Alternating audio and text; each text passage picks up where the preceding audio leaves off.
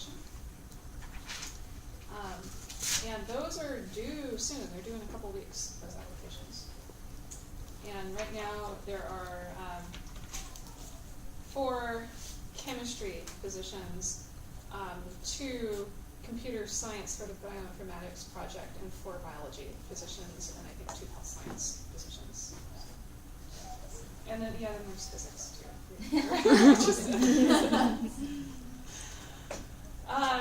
Chem night is next Wednesday night, and our title is Love and Redox. Did you etch the little brass pendants in Gen Chem? Mm-hmm. Yes, we're doing that, but we have heart-shaped ones instead. So that's a kind of just drop in and come in good and leave. You don't have to stay for an hour and a half. We're not going to force you to stay there, but you do have to bring your goggles because we need you to be suited up for our redox. Reading, extra reading. So just a reminder, everybody needs to read that for next Wednesday's class. W students have the reflection that's due. All of those instructions are posted on Blackboard, and I think I have the reading is in a separate folder under the homework menu tab on Blackboard. Any questions?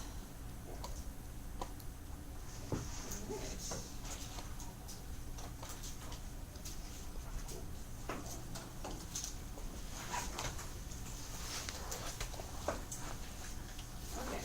This chapter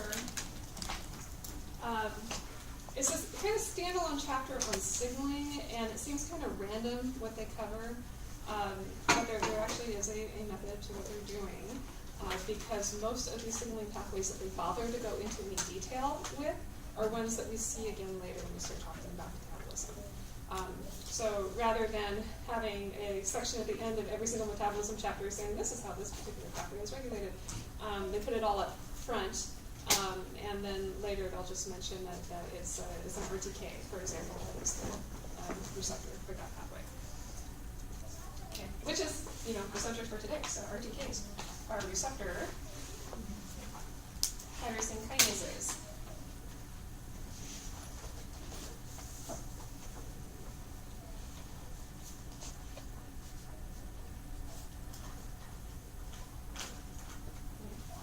So another term that they throw around a lot is PTK, and that is a protein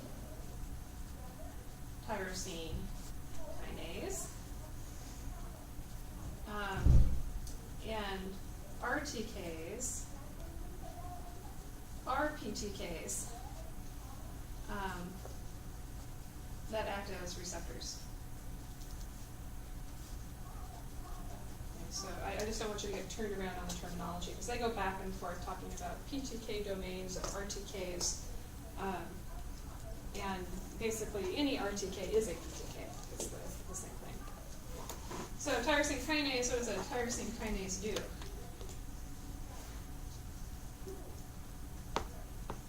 What does that name tell you? Okay, something about phosphates. And what am I going to phosphorylate? Tyrosine. Okay. So this phosphorylates tyrosines upon the receptor binding a ligand, which is basically just whatever our signal is.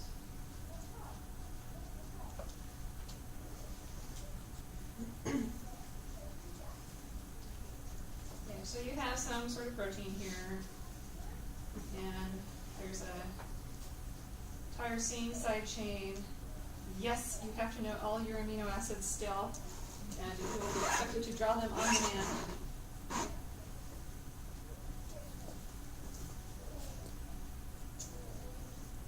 A kinase is a transferase, so it transfers phosphate groups, usually from ATP to something else. So ATP has to come in, ADP will leave, and then this is my protein tyrosine kinase, which may also be a receptor tyrosine kinase. And then I have my protein, this little tyrosine side chain, that is now linked to a phosphate. group.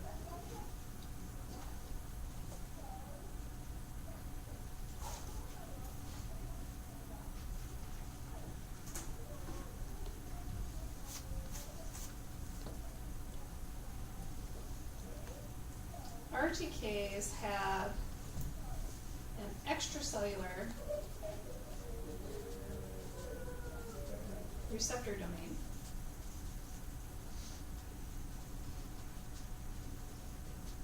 and an intracellular BTK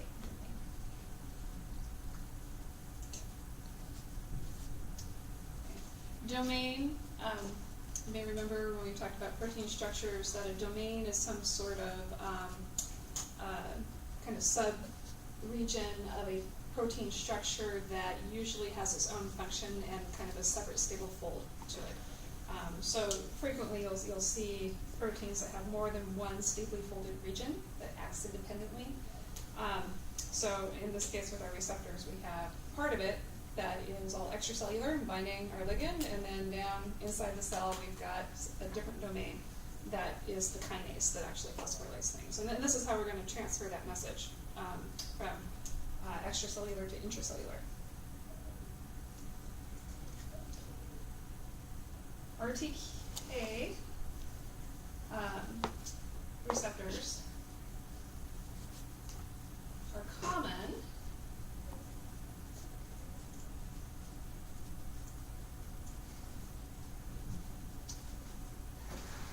with signals such as growth factors,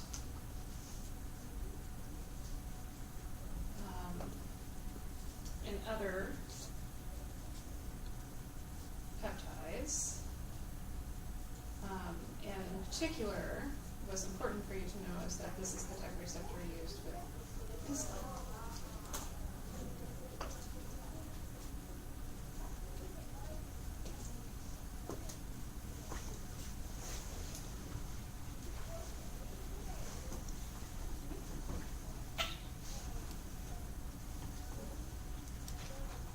RTKs dimerize upon binding the ligand. And there's an exception, I mentioned this yesterday. The exception is the insulin RTK, which is already a dimer. So it exists as two proteins that interact, whether there's ligand bound or not. But all of the other RTKs, I should say all, but in general, RTKs are two monomers that don't come together until that ligand binds it.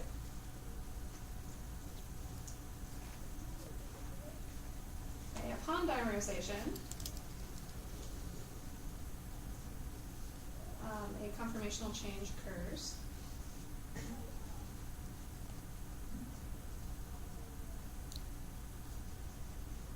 Activate the kinase, which begins by phosphorylating itself.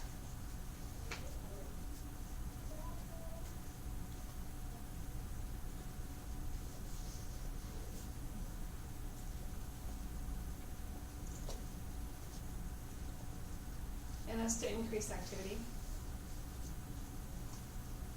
Because the phosphorylated kinase is more active than the non-phosphorylated kinase. And then it can go and it can phosphorylate other things. So the kinase also phosphorylates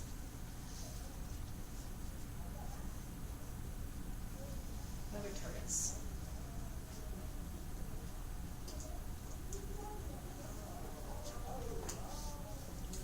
And those other targets are frequently kinases, and when they are, so I'll just put an example here, kinase, they call it kinase cascade.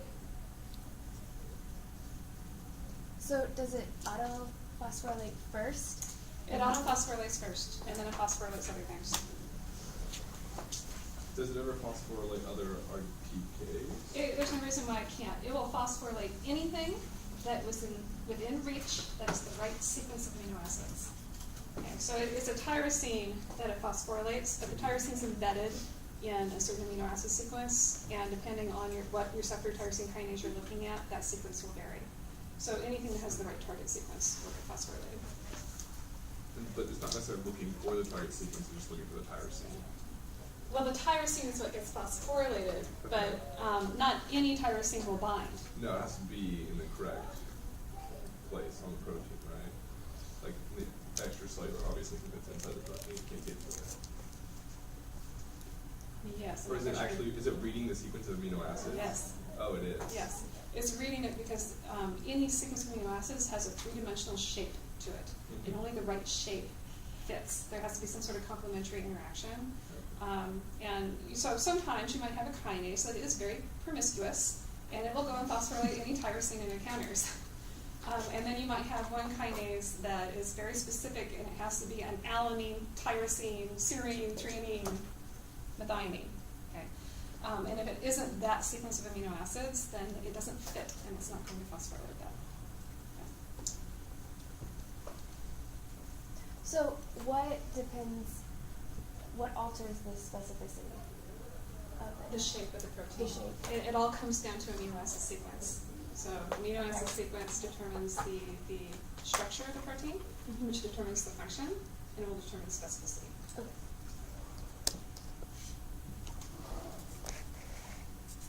Okay, so the simplified picture. So here it is showing two monomers that have come in contact on the cell surface, and where we have some different, I guess, subunits. And again, this is very general because it's not necessarily describing a particular RTK. But there's an extracellular part to the protein. There is something that can span the membrane. It might just be a single alpha helix, or it might be something more complicated than that. And then you've got this intracellular domain that actually has the tyrosine activity. So basically, these things, when they're first activated, they're probably going to phosphorylate each other, which is considered an auto because they're monomers of the same protein. When ligand binds, there's a conformational change, and this is actually looking at just the kinase domain. And what's in here is a tyrosine. It's not very easy to see, but there's a tyrosine in there, and then there's an ATP that is in there.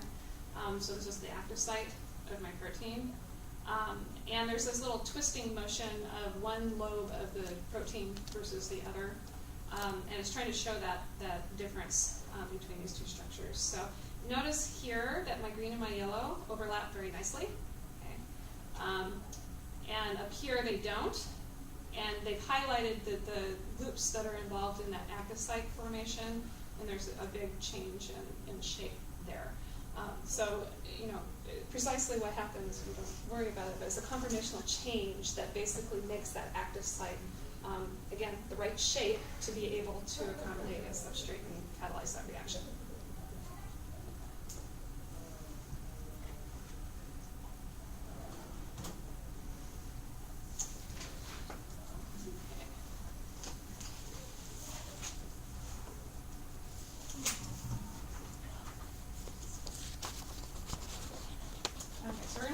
One example of an RTK, and that is the RAS signaling cascade.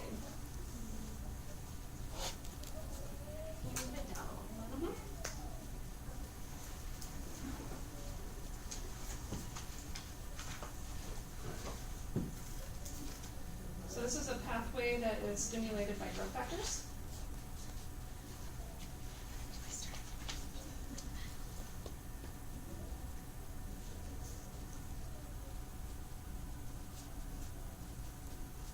That turn on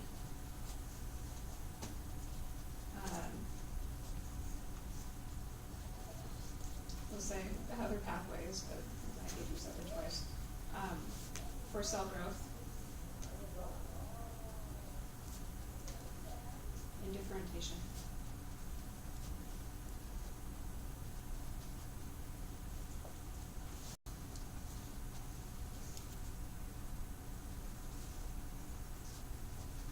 So basically you have a growth factor is the receptor.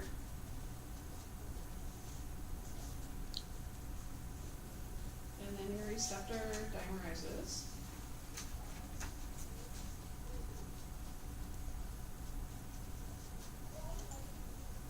And autophosphorylates.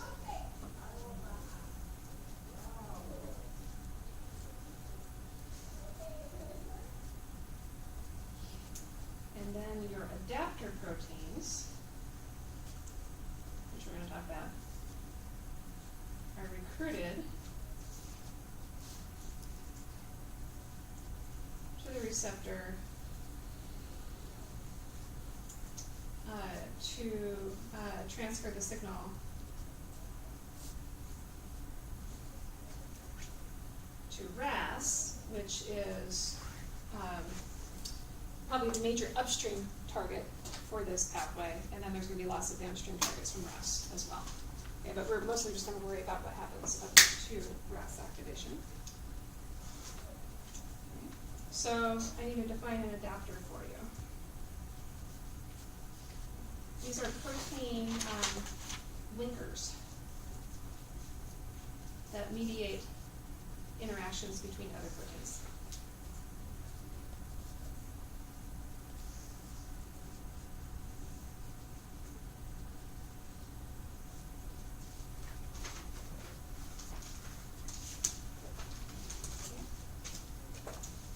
So as an adapter, it's not a secondary messenger, is it? No, Or- no, no. Secondary messengers are non-protein.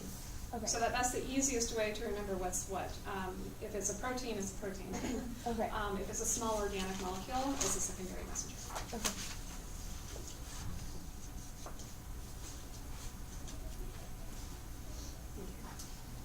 There are two common adapters that we're going to see. These are not the only ones, but there are two common ones that we're actually going to talk about because they happen in the RAS signaling pathway. One is called an SH2 domain, and that stands for Sark homology 2, meaning it was the second domain identified as occurring in homologous proteins that belong to a Sark superfamily. And Sark stands for, the short version would be sarcoma, but it's specifically it was discovered in tumors in chickens that were caused by a virus. And anyway, the names they're weird, and the abbreviations are the ones that you have to remember, and I will try to fill in what they stand for when I can. Sometimes I can't because that's a big digging thing through the literature to try to figure out why they named it the way they did. But SH2 domain is one of the adapters. And this thing binds phosphorylated tyrosines.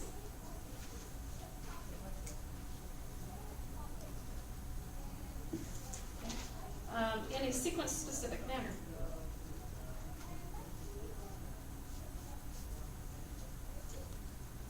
So it is specifically looking for a tyrosine that is downstream from,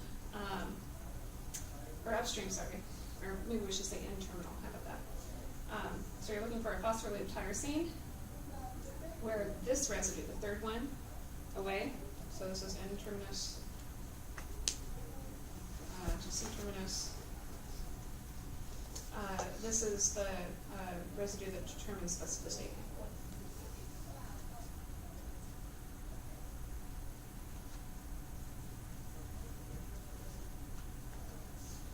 So again, some SH2 domains might bind a phosphorylated tyrosine when that third residue away is a methionine. And some SH2 domains might bind a phosphorylated tyrosine if that third residue away is an isoleucine. And so you see SH2 domains with different specificities. Okay, another common domain is an SH3. I guess what that stands for. Sark homology. Yeah, Sark homology 3 domain. Somewhere there's a Sark homology 1 domain. I don't know what that one is. It was probably the kinase, and we decided not to call that anymore. SARC has a kinase domain and an SH3 domain and an SH2 domain. And this one, a little different. This one binds proline-rich sequences.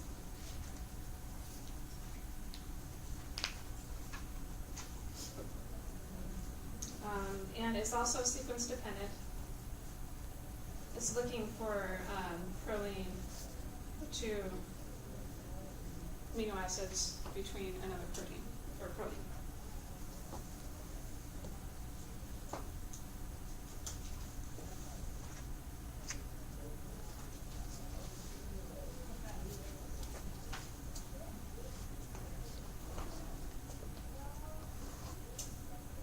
Okay, so maybe you start to see how this might work.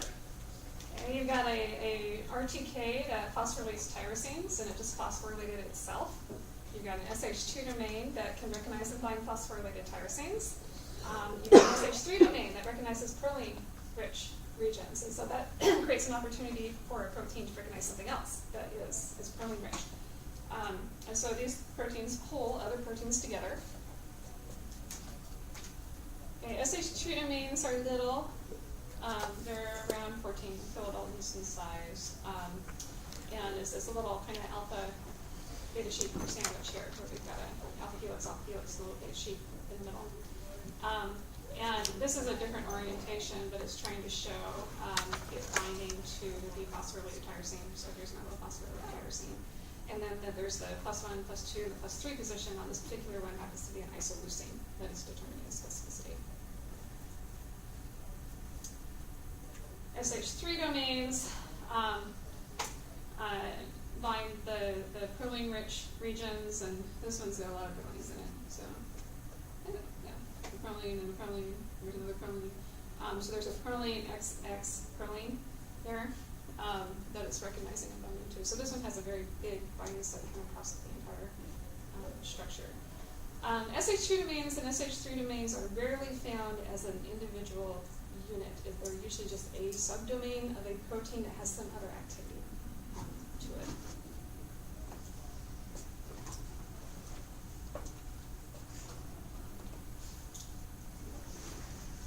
Okay. Oh, here, sorry, I'm going to go back. Next slide first. So here's our RAS pathway.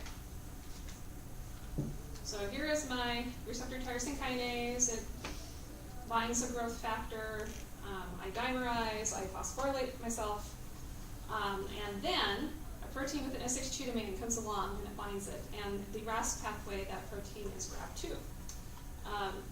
And I wish it really did stand for GRAB, because then it would be easy to remember, and because it's grabbing onto something. But that's not what it stands for. It stands for growth factor receptor bound protein number 2. That's what it stands for. So GRAB2 has an SH2 domain that binds the phosphorylated tyrosine. GRAB2 also has an SH3 domain that combines something that is proline-rich. And SOS is a protein that happens to be proline-rich. And so GRAB2 binds SOS, and then SOS interacts with RAS in its inactivated form. SOS, anyone ever encountered that one before? Have you heard of that one? It's a funny name. It stands for son of sevenless. And yeah, so sevenless is a gene in Drosophila that affects the eye photoreceptor development. And if you knock out that gene, then the 7th photoreceptor in the eye does not ever develop. So they have a blind spot right in the middle of their eye. And then son of sevenless is a gene that is just neighboring in sequence. It's just next to the sevenless gene. So they called so that they knew that this particular protein was maybe even before they knew it was involved in the RAS pathway, that it was next to this other gene, and so they called it son of sevenless. And it makes no sense whatsoever. But that's the SOS protein. Let's start writing some of this down. So this is our kind of our RAS pathway continues. So we then, our first 3 steps: growth factor binds receptor, receptor dimerizes autophosphorylates, and then adaptive proteins are recruited. So I don't know, you wanna call this 3A or number 4? So, adapter, protein Grab2 has an SH2 domain and binds the phosphorylated RTK.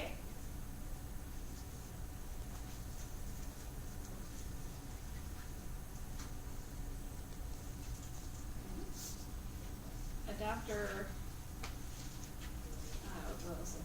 Grab2 also has an SH3 domain.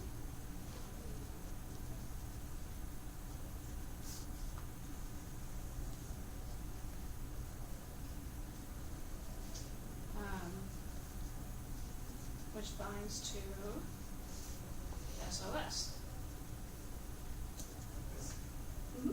So is it bound to SOS? Like before it binds to? When I say, when I say, Well, it could. yeah, it absolutely could, Okay. no. So there's no, like, sequence of events that first it has to bind to, the receptor and then it'll bind to SOS. No, the grab could already have SOS with it and it might just pull it over to the receptor.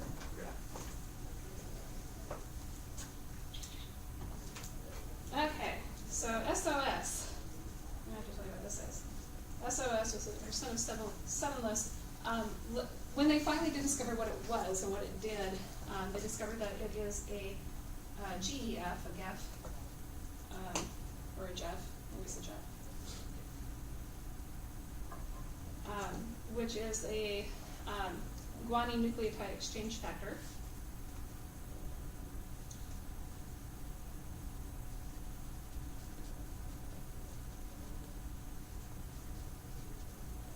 So there's my GEF.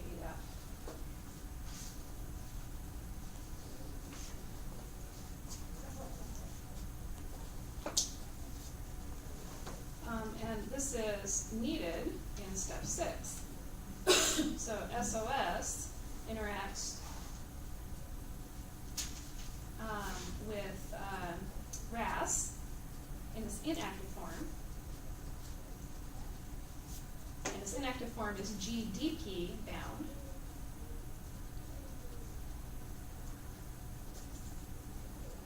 And it helps RAS exchange GDP for GTP to activate RAS.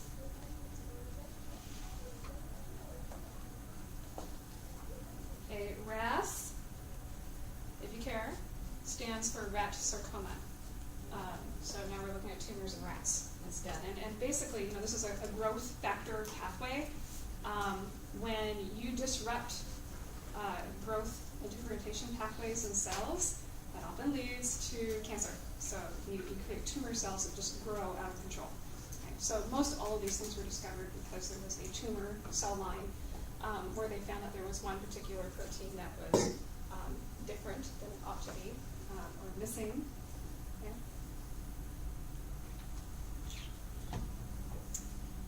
All right, so we are at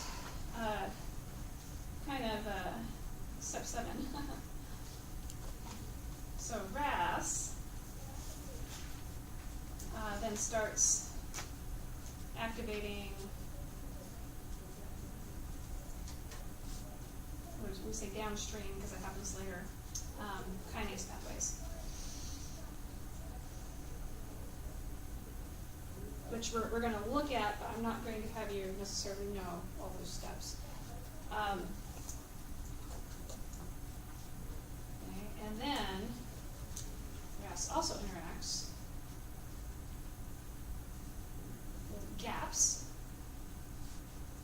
and a gap is a GTPase activating protein.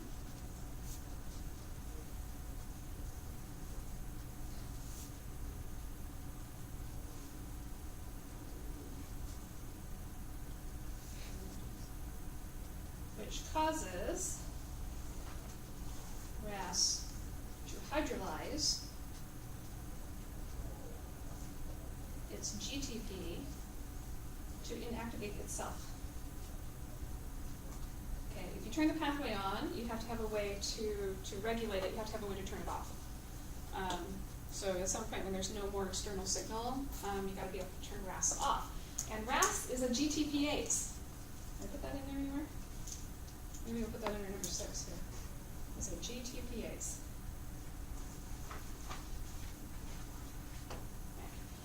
And the GTPase activity turns itself off, okay, until another signal binds another receptor, and we phosphorylate, and we go through GRAB, and we go through SOS, and then we exchange our GDP for GTP again, and then it's active again, okay, until that GTPase activity inactivates it. Yes? So it's actually exchanging GDP for GTP and not Yes. phosphorylating? Right. GTP? No, it's not. Well, no, hang on. The SOS, can I go back to my picture here? SOS exchanges. Okay, so there's no phosphorylation going on there. Okay, so SOS helps RAS just exchange GDP for GTP. RAS is a GTPase, it hydrolyzes. So it does remove the phosphate from GTP. Okay, so this is an energy consuming process to activate this pathway. Okay, but we can look at some of those downstream things. Let's see, did I do RAF? Oh, yeah, RAF is a rapidly accelerated fibrosarcoma. So here's another tumor cell line. MEC is, I don't know what did that stand for. I had it over here somewhere. That one I wasn't sure about. I think that it stands for melanoma kinase, but it's a kinase. Anything with a K at the end is a kinase, and that's an easy thing to remember because there's a K at the very last letter. It's got to be a kinase. MEC is also known as MAP kinase. Yeah, hang on. It's a MAP kinase because it's the kinase that phosphorylates MAP kinase, which is the next downstream thing. MAP kinase is another kinase that phosphorylates other things. Another term that you sometimes see is ERK, E-R-K, which I don't remember that. Extracellular signal regulated kinase is another kinase, but someties people use the MAPK interchangeably with ERK, so you'll see that in the pathway instead. But this is just a little kinase cascade. So MAPKK phosphorylates MAPK, MAPK phosphorylates a whole bunch of other things. And then eventually, you get phosphorylation of transcription factors that are going to turn on all the cell growth genes. So we have to make the enzymes we need to grow and divide.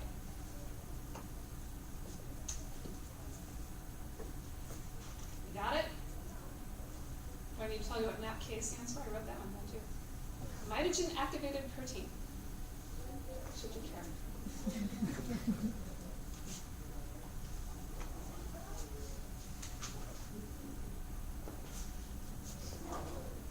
Okay, one pathway down. Here comes the next step. And again, what I really care about is what happens up through the activation of RAS on that pathway. Because that's what you're going to see similarities to in other pathways. Crosstalk.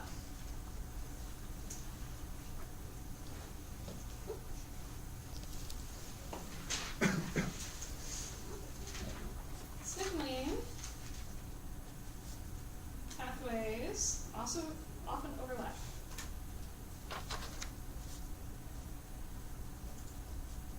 One protein may be involved in multiple pathways.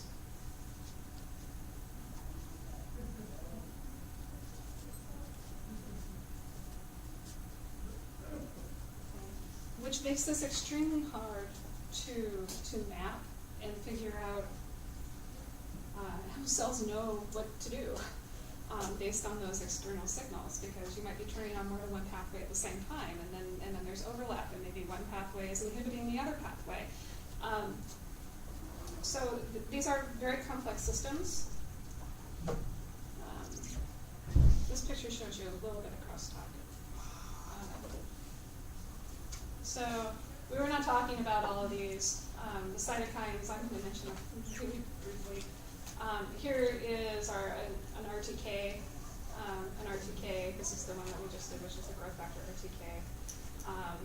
We are going to do this is G protein coupled receptor. We're going to look at a couple of those, where we have G protein coupled receptors.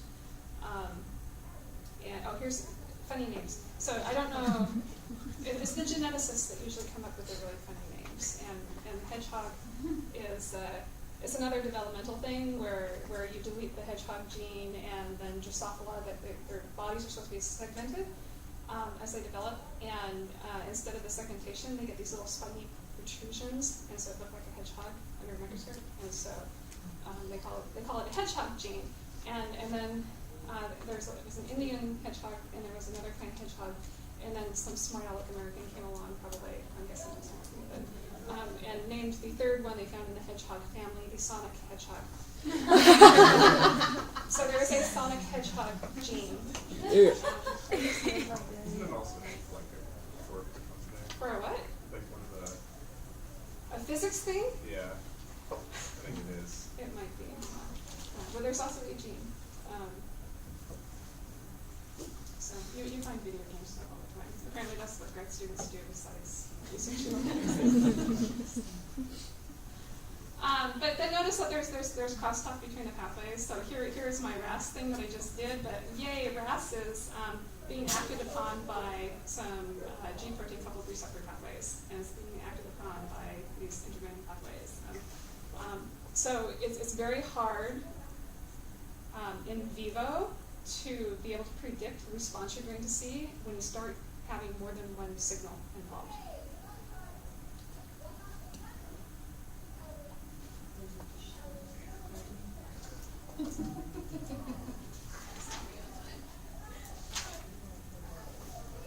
All right.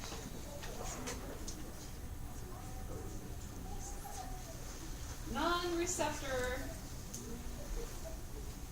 tyrosine kinases. And this is where your book kind of falls down on the job because it makes it really confusing. They call these NRTKs. But, you know, you can also call this just a PTK. Because they define a PTK, and then for the rest of the book, they only use PTK when we're talking about domain within a kinase. And then later they introduce this non-receptor tyrosine kinase, which, if you put by their original definition, which is the Banner protein tyrosine kinase. But if you use those interchangeably, that's okay. Okay, so these are not receptors. These are PTKs that interact with a receptor other than an RTK.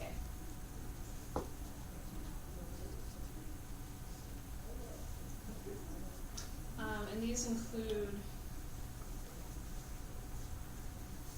many immune response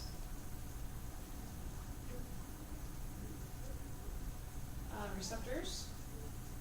So I mentioned on the slide that we just did the cytokines. Those are released as part of the immune response as signals from one cell to another, and those are binding to receptors that are non-tyrosine kinase receptors. But the signaling pathway frequently involves protein tyrosine kinases in it, but they're not receptors. There we go. This is not confusing at all. Usually these receptors also dimerize upon ligand binding. That's a very common method to transduce a signal.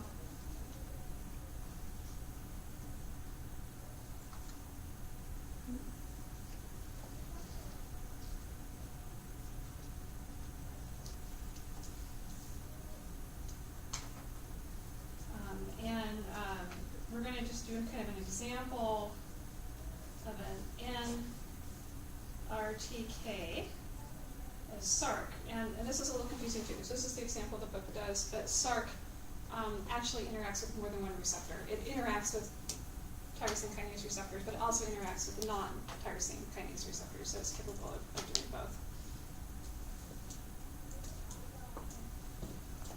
SARC has an SH2 domain, which is where we get the SARC homology domains, and an SH3 domain.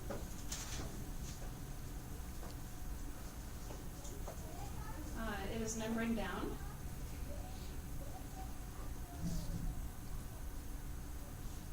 Via meristylation. Okay, so there's a 14 carbon little fatty acid tail that is attached to the protein.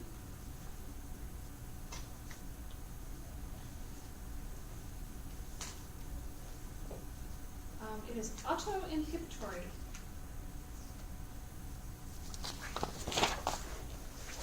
So it regulates its own activity using the SH2 and the SH3 domain.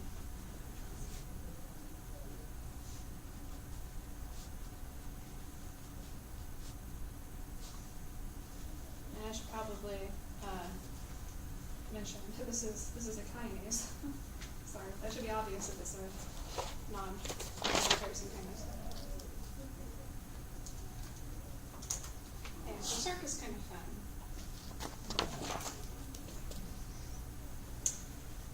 So we have an SH3 domain, an SH2 domain, and then the kinase, and then in this picture they've split it out from an N-terminal lobe of the kinase and a C-terminal lobe of the kinase. And when it's inactive, the SH3 domain binds to a region within the protein, so it binds to itself, and the SH2 domain binds to itself. So there's an amino acid, a tyrosine here, that's phosphorylated, and SH2 domain binds to it. And this is the inactive form. Okay? But if this is in a pathway that has been activated, then another protein comes along that the SH3 domain can bind to, and the SH2 domain can bind to. And it opens up the structure, and then the kinase phosphorylates itself at a different tyrosine to kind of activate that active site to make it even better. And it dephosphorylates itself as well, and so it acts in reverse, which is wrong. They have to be a phosphatase activity. So it's SARC is kind of interesting because it's just auto-regulatory. Okay? It turns itself on and off depending on what is in the environment.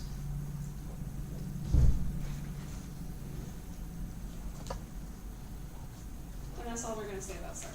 I'm hearing you doing pathways with it. Yeah. I'm confused as to how that's so different from RTK. Well, the RTK phosphorylates itself in the right groups of other proteins. Okay. SARC is not necessary. It's a kinase. It's not a receptor. It's just a kinase, and it's a kinase you find in multiple pathways. Okay. But it's still, a ligand still binds to it? Does what bind to it? A ligand? No. It's not a receptor. Okay, only receptors bind. We said it usually ligands. dimerizes upon ligand binding. Whatever receptor it does. So there are. This is confusing. Yes. There are receptor tyrosine kinases. Those are kinases that are also receptors. Okay. There are non-tyrosine receptor kinases, which are receptors that are not tyrosine kinases. They're something else. They might be a serine threonine kinase. They're just something else. Okay. SARC is a membrane-bound protein on the intracellular side that can interact either directly with a non-receptor tyrosine kinase,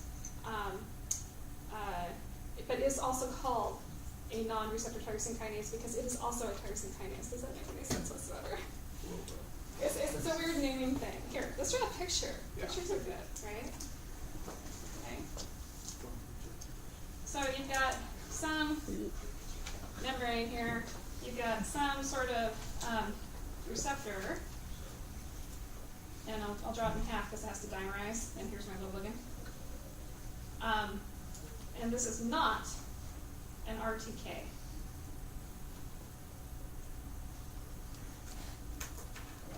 So, but if it's a kinase, then you could call it an NRTK if it's a kinase, but that receptor may or may not be a kinase. Okay. But it is usually a dimerization that causes it to come together. SARC is sitting right here. And SARC might interact directly with that receptor, or there might be adapter proteins in between. It could work either way. But SARC is a protein tyrosine kinase. It is not a receptor.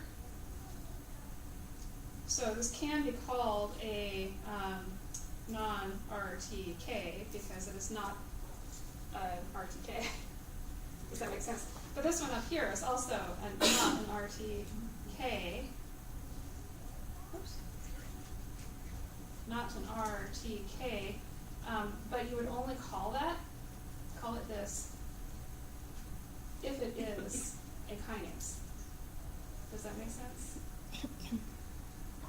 So when you said that the NRTKs usually receptors dimerize upon ligand binding, that's the receptors that The receptor, they not interact SARC. with. That's the receptor that SARC is going to interact with. Okay. And frequently they are kinases, but they're not tyrosine kinases. So, I'm sorry, it's confusing. It does. It becomes acronym hell after a while because they've got all these random letters you're memorizing. And an RTK, it would be a receptor that's transmembrane and has two monomers. That are tyrosine kinases, Okay. yes. Got it. Yep. Okay, so if we're assuming, let's say that it is an NRTK, that means it's a kinase and it's a tyrosine kinase? If it's an RTK, it is a... Well, it's an If NRTK. it's an NRTK, So if then it's a kinase, and it's a receptor, but it's not a tyrosine kinase. So why is the T in there? yeah, that's why I'm confused. Why is It there? is not, N is not a Oh. receptor tyrosine kinase. Oh, so the But not. it is a kinase. I know. It's not tyrosine, Okay, so Okay. it goes to both but it's a kinase. tyrosines. Okay. I know. I didn't come up with it. It was, You're doing great, Dr. This is awful. Keep it up. Good job. The easiest thing to do is not worry about it, because we're not going to talk about any of the SARC kinase pathways anyway. So. But SARC is such a heavily studied enzyme that you will encounter it at some point. Of course. Okay. Protein tyrosine phosphatases. You want to guess what that stands for? Or the other way around? PT.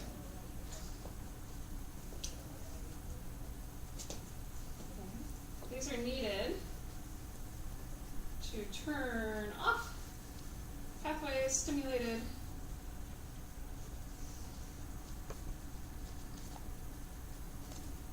by RTKs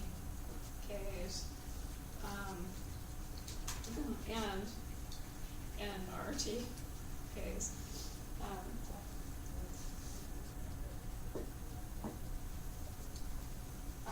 So you have something that can hydrolyze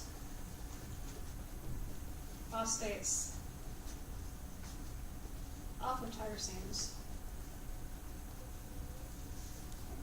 So again, any pathway you turn on, you have to have a way to turn it off. And so the phosphatases are always acting in counterbalance of kinases. For every kinase, there will be a phosphatase that does the opposite of what is, well, not literally the opposite, but it's the opposite effect of what the kinase does. And so it hydrolyzes phosphate groups. I have an example, but I don't think I want to talk about it. I'll throw the picture up there. So an example is SHIP2, which happens to be the opposing phosphatase in a few different pathways.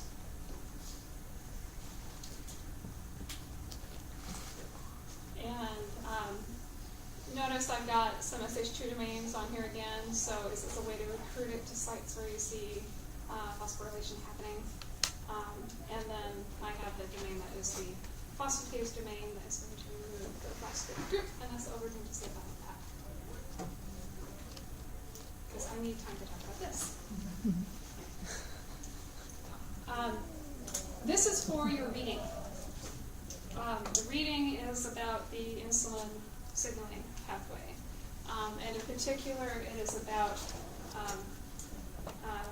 the insulin receptor, its interaction with GAB1, and GAB's1 possible interaction with PI3 kinase over here. So in the figure, it doesn't even show them interacting. The GAB1 is actually considered an insulin receptor substrate protein, so it also fits into this lump right here. And the authors were trying to investigate this interaction, a possible interaction between GAB1 and PI3 kinase. There's some things here. You got your right clickers out. So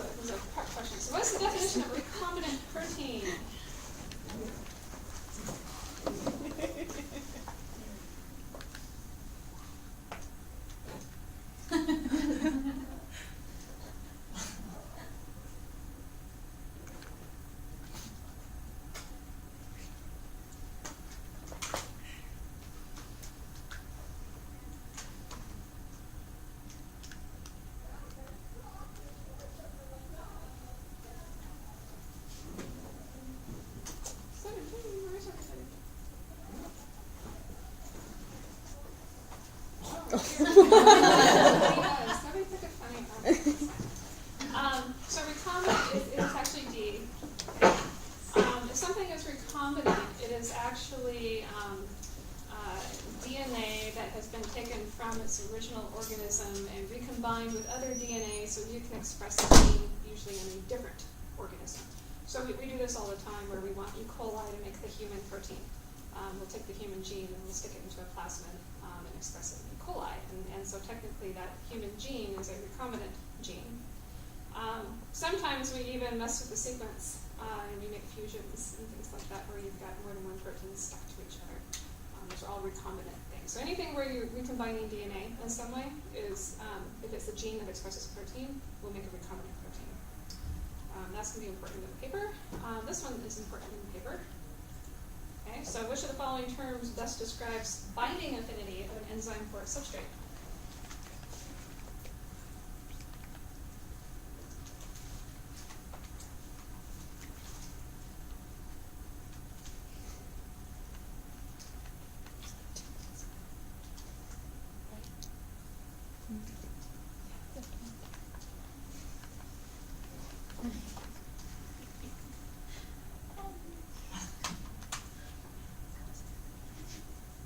Don't let the majority sway your answer. Okay, KM. So K-cat, that's turnover number. KM is approximately the same as your KD, which describes binding affinity. What was K-cat over KM? Turnover. Well, the K-cat's the turnover, but the whole K-cat divided by KM efficiency. So overall efficiency is taking into account turnover number as well as binding affinity. So they actually are going to go in and they're going to measure some KMs, and you need to be able to interpret that, what that means. Let me back up one sec, back up here. The recombinant proteins, I want to mention it because they do two studies. They do, when they're looking at kinetics, they have an IR and an RIR. That is insulin receptor. This is the recombinant insulin receptor. So this one is native protein. This one has been changed in some way, and the first part of the paper is just showing that they can use the recombinant protein in the same way they can use the native. You have to prove that that thing still works. There's another recombinant protein that they're going to talk about, which is a GST GAB1. So GAB1 is this little protein that's going to bind to my insulin receptor. This is a fusion. GST stands for glutathione S-transferase, which is a protein that binds glutathione. And they've made this construct where the recombinant protein is a fusion between the two. So what gets expressed is one big long protein that has both the GST enzyme as well as the GAB1 in one big long polypeptide. This is done for a couple reasons. The GST binds glutathione. You can use it to purify your protein because all you need is a column that is cross-linked with glutathione, and then you can purify it really fast. But the other reason is that since this will bind glutathione, it's a way of pulling out GAB1 from a mixture, as well as anything that's binding to GAB1. And that's what's important on these pathways, is you want to see what else is binding to GAB1, and that's how you start determining the relationships in the pathway. That, okay, GAB1 binds a phosphorylated insulin receptor, and what else does it bind? Because that might be the next step in the pathway for turning some gene on and off. Okay? So I want to mention this because sometimes the language, and then you get turned around on the language in the paper, you don't really see what they're trying to do. Because the last part of it is all about these GST cool-down assays, and basically just pulling out proteins that bind to GAB1. Okay. All right, good luck with that paper.